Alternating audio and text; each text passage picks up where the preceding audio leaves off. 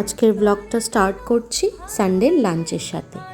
আজকের লাঞ্চে ছিল মাছের ডিমের বড়া, বেগুন ভাজা, ডাল আর পাবদা মাছের ঝাল। যেহেতু আজকে সানডে ছিল, আজকে তো কিছু না কিছু মাছ আনবে, কারণ সানডেতে খুবই ভালো মাছ ওঠে। তো আমি বলেছিলাম যে পাবদা মাছ আনতে। আমি না পাবদা মাছটা খেতে খুব ভালোবাসি, তাই। আর ওর জন্য চিকেন আনতে বলা হয়েছিল, কারণ ও তো মাছ খায় না। বাট ও বলল এত গরম, আমি চিকেন মাটন কিছুই খাবো না। খুব বেশি সত্যি সেদিন গরম ছিল, তাই জন্য চিকেন মাটন কিছুই আনা হয়নি, মাছই শুধু আনা হয়েছিল। ও বলেছিল আমাকে শুধু বেগুন ভাজা করে দিও, মাছের ডিমের বড়া করে দিও, আর আমি ঘি আর ডাল দিয়ে খেয়ে নেব। জানো তো, আজকের মাছটাতে না খুব বড় বড় ডিম হয়েছিল, বেশ বড় বড় ডিম প্রত্যেকটা মাছেই ছিল। আর মাছগুলোর সাইজগুলোও বেশ বড় ছিল। বাট যেহেতু ডিম হয়েছিল, তো মাছের টেস্টটা একটু নষ্ট হয়ে গেছিলো। ওই যে মাছে যদি ডিম হয়ে যায় না, মাছের টেস্টটা একটু হলেও নষ্ট হয়ে যায়। ডিমটা খেতে তো ভালোই লাগছিল, কিন্তু মাছের যে টেস্টটা অরিজিনাল সেটা নষ্ট হয়ে গেছিলো। তবে তরকারিটা খুবই ভালো হয়েছিল, ওটা দিয়ে মাখিয়ে আমি ভাতটা খাচ্ছিলাম। জেনারেলি পাবদা মাছটা সর্ষে দিয়ে করলেই আমার ভালো লাগে, তবে যেহেতু এত গরম ছিল, আমি মাকে মানা করেছি যে সর্ষে দিয়ে করবে না, এমনি পেঁয়াজ দিয়ে করে দাও।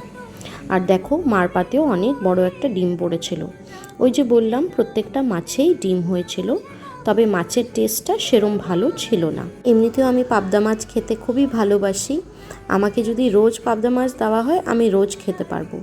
তবে জানো তো, আমার ভাই একদমই ভালোবাসে না পাবদা মাছটা খেতে, কেন জানি না। ও বলে ও কোনো টেস্ট পায় না মাছটাতে, তবে আমার ভালো লাগে। আজকের খাবারটা সিম্পল ছিল, তবে ভালো লেগেছিল।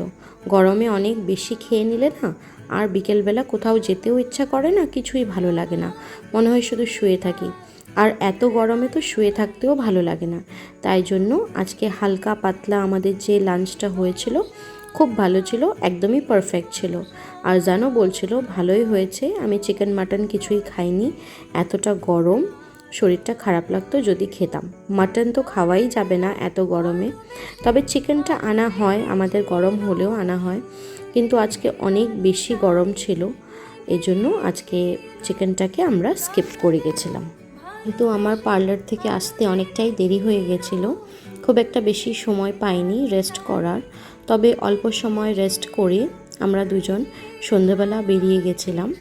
আমাদের দুজনেরই লেন্স কার্ট একটু কাজ ছিল।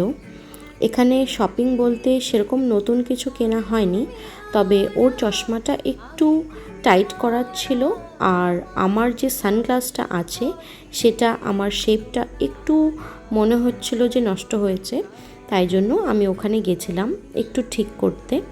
ওখানে গিয়ে দেখলাম যে অনেক নতুন নতুন স্টক এসছে চশমার। আমার নতুন ফ্রেমের চশমা খুবই ভালো লাগে, তবে সবসময় তো কিনি না, মাঝে মধ্যে যখন ও ফ্রেম চেঞ্জ করে তখন ওর সাথে আমিও নিয়ে নিই।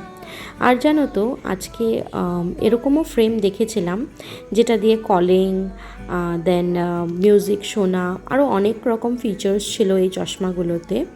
তো ওগুলো আমি একটু পরে দেখছিলাম কেমন লাগে। বেশ ভালো ছিল, একদম লাইট ওয়েট, আর পরলেও মুখটা খুব সুন্দর লাগছিল। ও আমাকে বলল হেলমেটটা খুলে তারপর পরো, তাহলে ভালো করে বুঝতে পারবে। এই জন্য আমি হেলমেটটা খুলে নিলাম প্রথমে, তারপর আমি চশমাটা পরে দেখলাম। বেশ সুন্দর মানিয়েছিল এই ফ্রেমগুলো আমার ফেসের সাথে, একদম ম্যাচ হয়ে গেছিলো যেন আমার ফেসের সাথে, একদম পারফেক্ট ছিল আমার জন্য, আর একদমই লাইট ওয়েট ছিল। আর এখানে আমি বলছিলাম যে এখানে অনেক রকম ফিচার্স আছে যেগুলো এখন আমরা একটা চশমাতেও অ্যাক্সেস করতে পারি।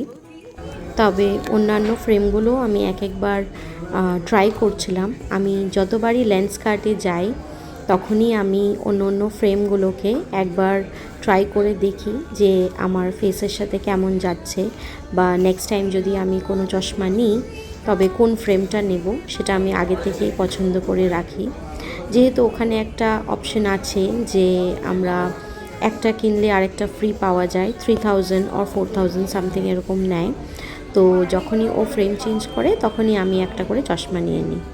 জানো তো, মা আমাকে খুব বকে, বলে তোর খুব চশমা পরার শখ হয়েছে না, জানিস চশমা পরতে কত কষ্ট হয়, এমনি ভালো চোখে আছিস সেটাই তো ভালো।